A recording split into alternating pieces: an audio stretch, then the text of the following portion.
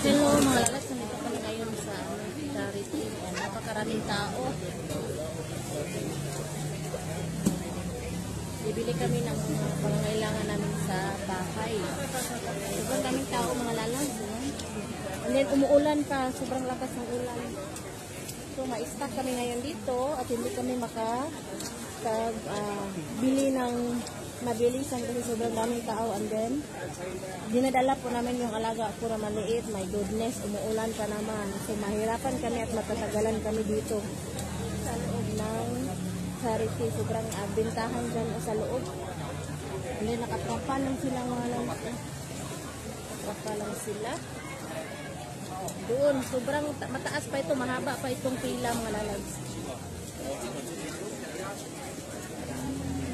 Then, yung amo ko ay naghahanap ng kaparkingan. Kami naman ay naghihintay kung anong dapat namin bibilhin. Thank you for watching.